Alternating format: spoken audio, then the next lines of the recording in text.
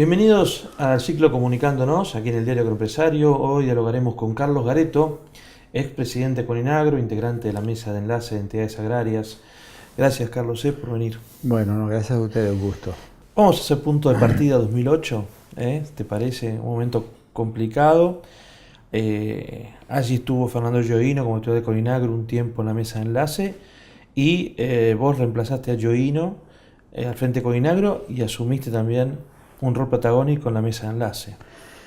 Sí, realmente creo que fue un momento histórico, ¿no? Para nuestro país. El agro se quedó en la consideración pública o en el centro de la escena pública, pero también quedó en el centro de la decisión política. Creo que esa ha sido un poco la resultante de todo este evento que trastocó el país en todos los órdenes. No fue solamente el agro, sino que se plegó al sector todo ese complejo económico que gira alrededor del campo y que vio avasallado su autonomía, sus decisiones, su renta en última instancia, frente a un autoritarismo que pensaba avasallar, ¿no? Y bueno, creo que reaccionó la sociedad, el campo tomó protagonismo y bueno, creo que fue una época de protesta que ojalá quede en la historia y que nunca más tengamos que volver a este tipo de acciones, que realmente encontremos el camino del diálogo, recuperemos la cultura del encuentro, del respeto y los valores de nuestro país. Me imagino que nunca te hubiese imaginado llegar a una instancia semejante, pero hubo una preparación previa para ese momento. Vos has estado integrando las distintas instancias del movimiento cooperativo argentino, ¿no? En realidad, yo siempre digo que se aprende más dentro del movimiento cooperativo que dentro de la propia universidad, porque es una escuela muy importante, de lo administrativo, el manejo, las relaciones sociales, interpersonales, ¿no? Y bueno, es como que el movimiento cooperativo me fue preparando durante muchos años para manejar no solamente mi actividad privada, que a mí me servía, porque también teníamos capacitaciones técnicas, el manejo de la institución cooperativa, de su primer grado, de sus federaciones, y nos estaba faltando una acción gremial fuerte, porque las que habíamos convivido en los últimos años no eran más que hechos puntuales o simplemente aislados. Entonces, como que aprendimos, en el 2008 aprendimos un poco de golpe la lección final, claro, ¿no? Había que actuar con mucha cautela frente a una situación donde la sociedad nos había puesto allí en el centro de la escena, éramos referentes políticos realmente y no estábamos preparados para eso. Así que bueno, teníamos que desempeñarnos con gran responsabilidad y con el respeto que nos conferían nuestros propios productores, ¿no? En defensa de lo que estábamos reclamando y ese complejo que giraba alrededor de ellos, que nos estaban mirando todos los días, ¿no? Claro. Así que te digo que estábamos expuestos en todos los órdenes, que con sus riesgos también, sin duda, porque eso generó una grieta muy fuerte en el país, que esperemos que se pueda ir superando y que nunca más volvamos a esto, ¿no? Que realmente el diálogo sea la herramienta que nos una a los argentinos. Así que te diría que como experiencia, más allá de lo triste, valiosa desde el punto de vista de la asimilación de lo sociológico, ¿no? Claro. Porque creo que hay que analizarlo hasta con conceptos filosóficos. Sí. Carlos, el movimiento cooperativo argentino, que bueno, nace allí con inmigrantes en el sur de la provincia de Buenos Aires, así por la zona de Pigüé, también desde Entre Ríos, en la zona de Basalvazo, ahí son las dos puntas, ¿no? Donde empieza a emerger el movimiento cooperativo. Ha ido creciendo y se ha estancado en determinado momento. ¿Por qué?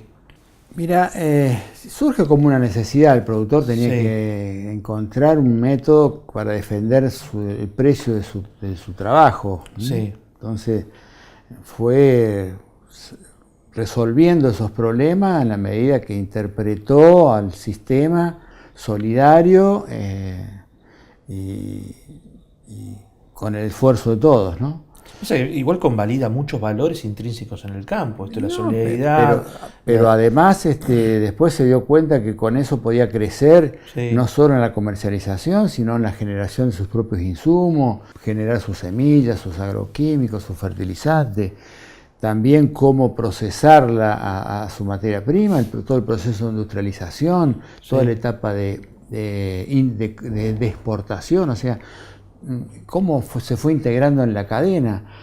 Y bueno, llegó un momento en donde le estaba haciendo falta otra pata más, o sea, necesitaba que el sector tuviera una representación gremial, que lo defendiera de las políticas públicas o lo insertara en los ámbitos de decisión política en el nivel del Estado.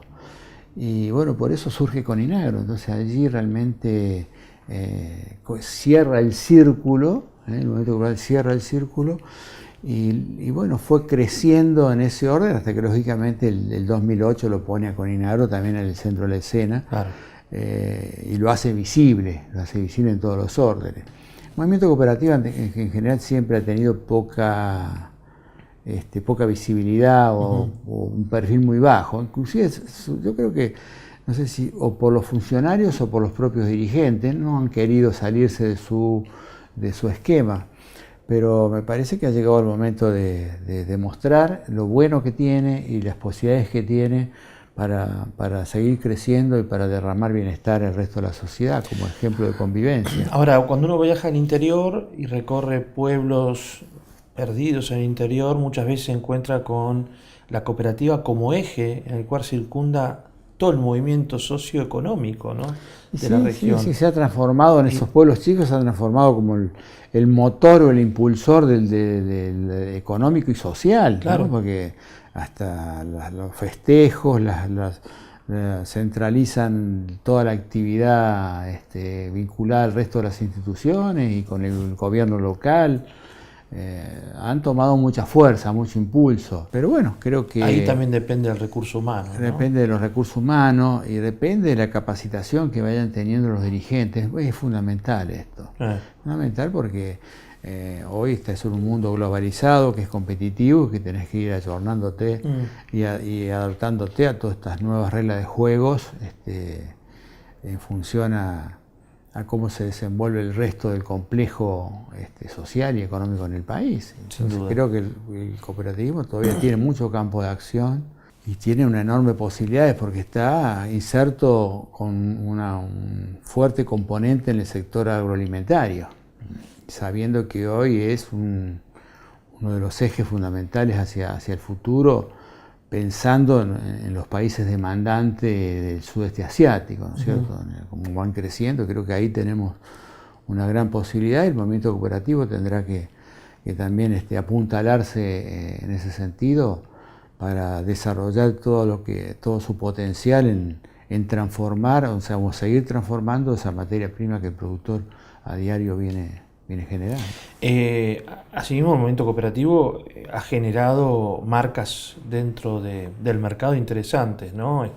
En lo alimenticio, en el tema de seguros, en el tema de transporte. En el mundo también se da esto, ¿no? Caso Francia es el... Sí, Francia, sí, Mondragón en España. Mondragón en España. Claro. Son donde más han crecido.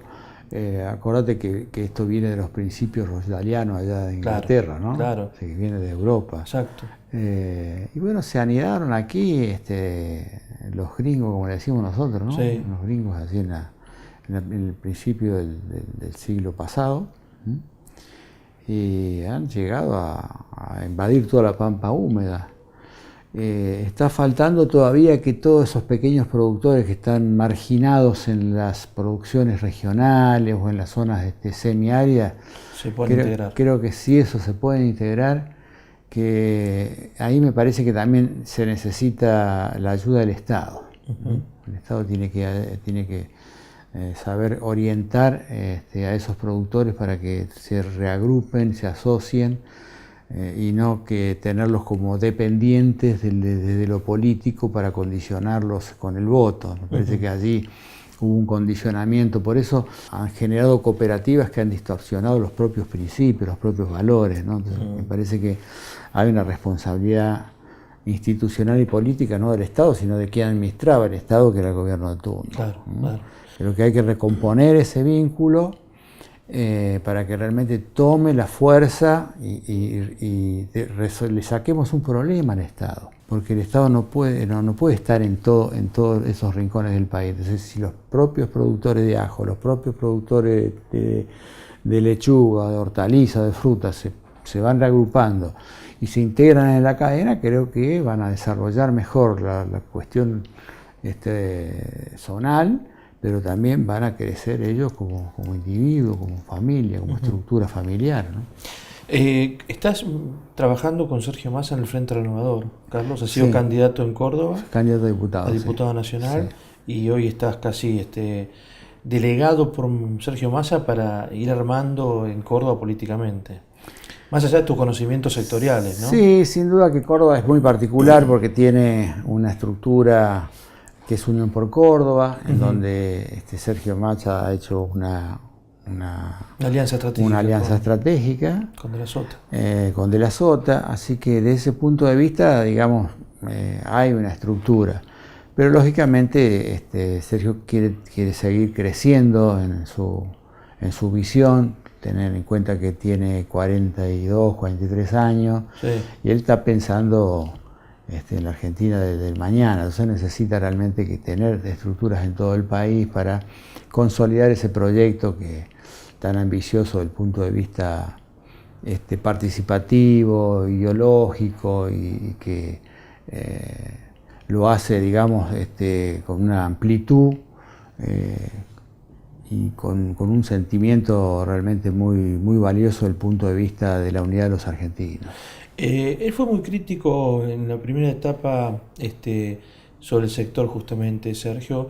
Yo lo escuché por así decir que el gobierno pensaba que con quitar las retenciones alcanzaba, y con eso no basta, hace falta mucho más, dijo, políticas. Creo que fue cuando surgió el problema de la leche, entre otros, junto a los porcinos, etc. ¿Coincidís con esa mirada de que la quita de retenciones es condición necesaria, pero no suficiente? Yo creo que son complementarias de varios ejes que hoy tiene que definen una política agropecuaria, ¿no? Más cuando estás planteando producciones que tienen ciclos biológicos que van mucho más allá del periodo constitucional del gobierno de turno. Correcto. Entonces, esa primera etapa implicaba recuperar un mercado transparente que realmente llegara con el precio justo al productor, a sabiendas que el precio es el mayor incentivo que hay para producir. Entonces, lo primero que había que definir es una política comercial que dejara de ser, digamos, un estorbo para el productor, que realmente... Te escucha un productor de porcinos o un tambero y te dice: Carlos, el precio justo a mí no me llega. Claro, no llega porque el mercado no está transparentando los valores, está quedando en la cadena, se está quedando, los dos extremos están perdiendo. Claro. Porque no hay un mercado que transparente los precios, ni hablar las producciones regionales. Sin duda. Y el otro gran eje es sin duda la política impositiva, en donde las retenciones son un componente. El impuesto tiene que ser una herramienta de orientación y de incentivo a la producción, y no una herramienta de castigo con la única finalidad de recaudar. Extraer recursos. Se puede a veces, con cierta flexibilidad, uno puede llevar a la actividad, orientarla para sortear a veces algunas contingencias de todo tipo. Y la política financiera. Hoy, cuando las LEVA que estaban al 30%, o 27 o 28 que puede estar ahora, no hay actividad rentable en la producción que pueda cubrir ese costo, más cuando tenemos una distribución geográfica donde la logística pesa mucho. La distancia para moverse con la producción a los centros de consumo, a los centros de exportación, es costosa porque no hay la infraestructura adecuada. Eso nos coloca en una desventaja muy importante con respecto a otros países del mundo. Entonces, sin duda que también la política monetaria, la política cambiaria, en el contexto macroeconómico, juegan un papel frente a una economía que tiene una alta dependencia del sector agrícola, ¿no? Pero yo te diría que todos estos ejes se tienen que complementar unos con otros. Aisladamente, una sola medida no resuelve el problema, pero también tienen que darse en un marco de estabilidad política, de tal manera que dentro de 2 años no venga otro gobierno y cambie las reglas de juego. Porque vos necesitas reglas de juego que tengan previsibilidad en el tiempo, que sean claras, como te decía al principio, más cuando la ganadería, la lechería, las producciones regionales, que son cultivos plurianuales, necesitas realmente contar allí con una perspectiva clara, estable, que son inversiones en muchos casos de grandes valores, que la recuperación lleva mucho tiempo. En tu provincia, en Córdoba, en estos últimos días se empezó a observar una recuperación en la venta de maquinaria, ¿no? Y la reactivación del campo, lo primero que repercute es en todo el complejo que gira alrededor de los fierros, la generación de insumos, semillas, agroquímicos, fertilizantes, la propia logística. Hoy el 80 al 90% de la producción va en camiones, y todo eso también motoriza todo lo que gira alrededor de los insumos para el transporte, la propia comercialización.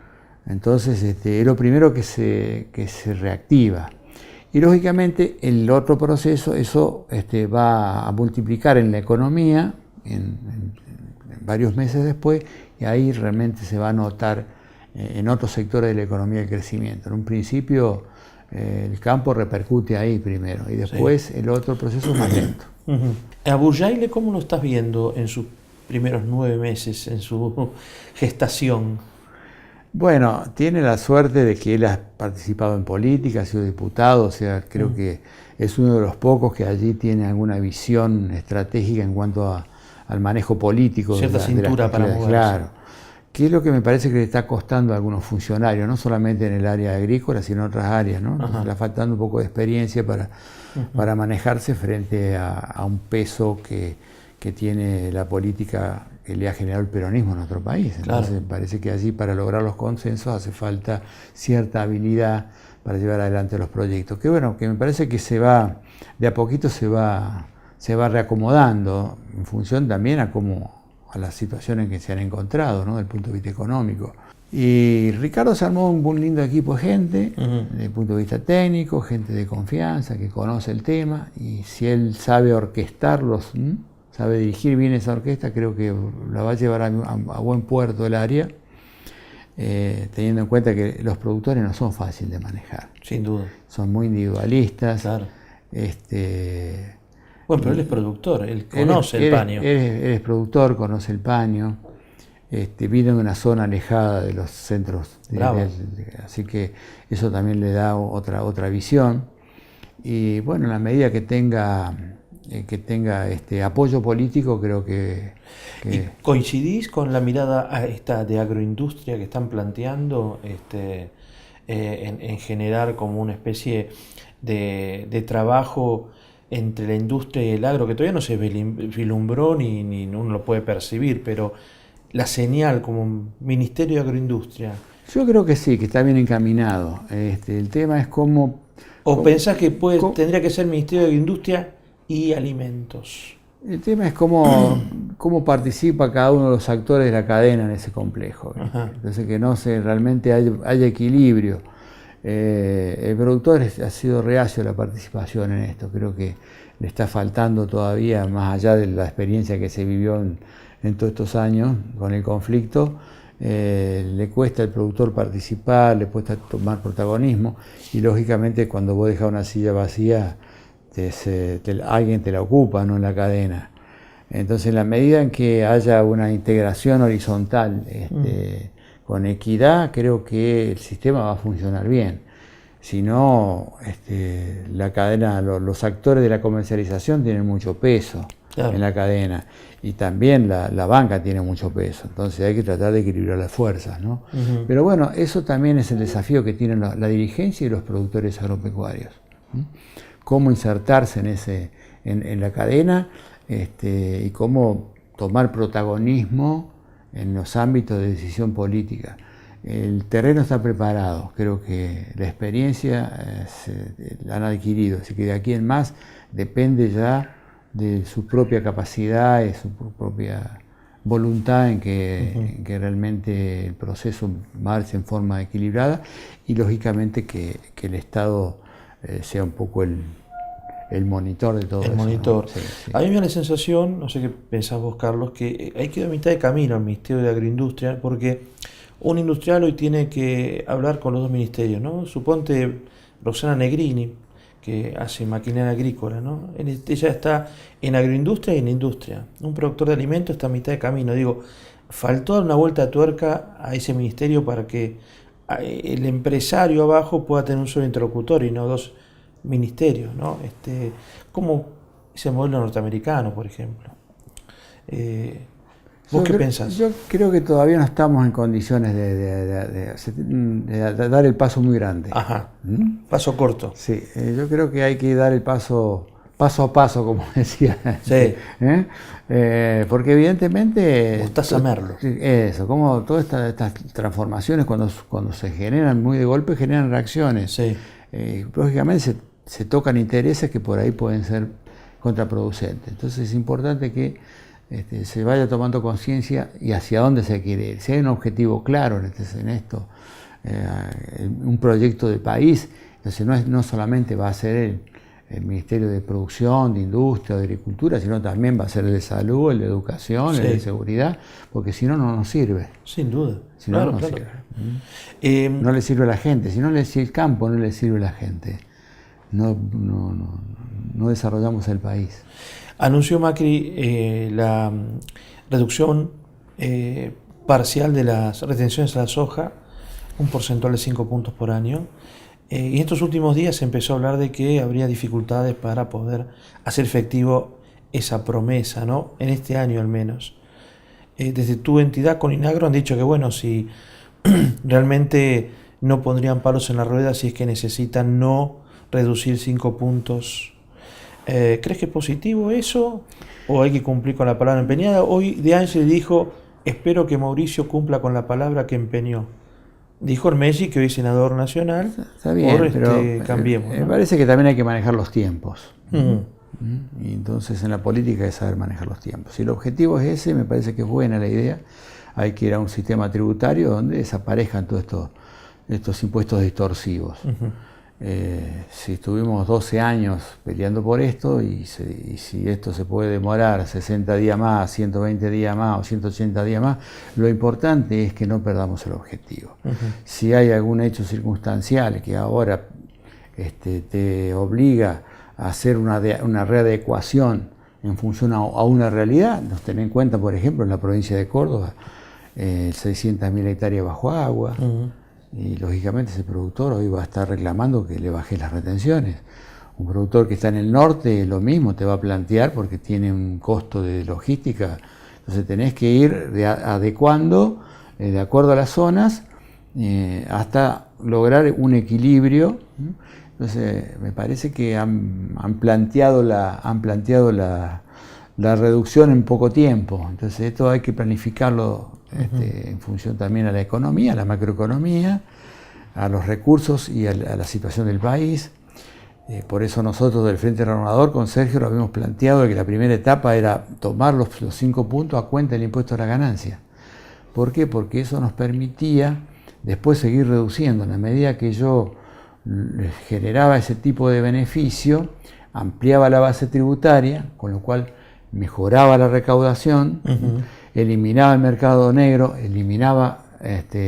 mejoraba con eso la recaudación, entonces me permitía ir bajando los impuestos. Entonces en la medida que yo voy ampliando la base tributaria, entonces si todos pagan, yo puedo bajarle la presión, claro, para que todos paguen poquito. Entonces ese es un proceso gradual que había que llevar adelante. Entonces no es solamente bajar el 5% de las retenciones, porque ahí juega también el tipo de cambio. Claro. O sea, altas retenciones y tipo de cambio bajo no pueden conjugar. Que es lo que nos pasó en la década pasada, ¿no? Justamente, en estos días también el Frente Renovador se expresó sobre el tipo de cambio y su necesidad de, en alguna medida, proteger, entre comillas, a las industrias que quedan descalzadas frente a la importación, ¿no?